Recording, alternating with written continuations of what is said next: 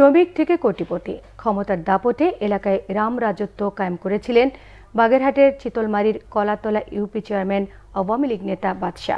ভয়ে তার বিরুদ্ধে মুখ খোলার সাহস ছিল না কারোই। অবাধ্য হলে মারধর করে এলাকা ছাড়া করা হতো তাকে।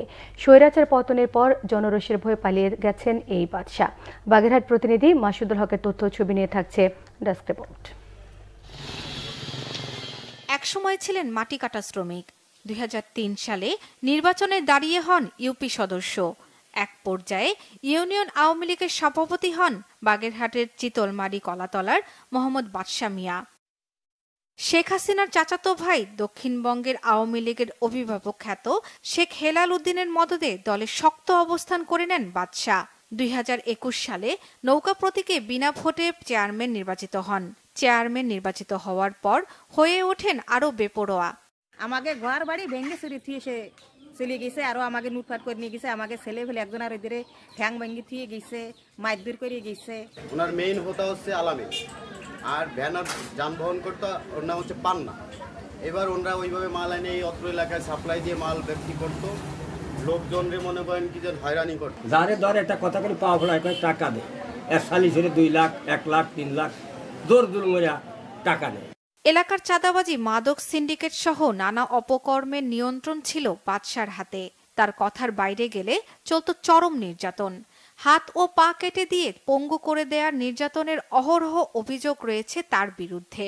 বাদশা চেয়ারম্যান উনি আওয়ামী লীগ করার, আমরা বিএনপি করি, এই জন্য তার সেই মতো ভোট দিনেই বিদায়, এই জন্য সে আমার পাও কাটে বেলাইছে। সে যদি আমাকে বলছে যে এখানে ভোট দিতে, আমরা ভোট দেই নাই, এই নিয়েই গন্ডগোল সৃষ্টি। তারপরে তার লোকজন হুকুম দাসে এই হাত আর পাও, আগুনাল পাও আছে, এগুলো কাটছে, পাও কাটছে আমার, যে কেন আমার কথা শুনিস না। তারপরও আমি মামলা দিছি, আমার মামলা সে করছে, মানে হুমকি হাঙ্কা দিয়েছে, তোর ছেলেকে মারার কেসে দেবো, এ কেসে দেবো, ও কেসে দেবো, যদি কেস না তুলিস ঘাড় ধরে ধাক্কাইছে। ইউনিয়ন পরিষদের বরাদ্দের টাকা আত্মসাৎ ছাড়াও সালিশ বৈঠকের নামে কোটি কোটি টাকা হাতিয়েছেন তিনি। গ্রামে বিলাসবহুল বাড়িসহ বিভিন্ন জায়গায় কিনেছেন বিপুল জমি। সরকার পরিবর্তনের পরে চিলমারী থানায় তার বিরুদ্ধে মামলা হলেও কৌশলে জামিন নিয়েছেন তিনি। আমরা এটা একদম সুষ্ঠু তদন্ত করছি এবং তদন্ত সাপেক্ষে ব্যবস্থা নেব। অনেকে সেই সময় ভয়ে মামলা করতে পারে নাই বা তার ভয়ে এলাকা ছাড়া ছিল।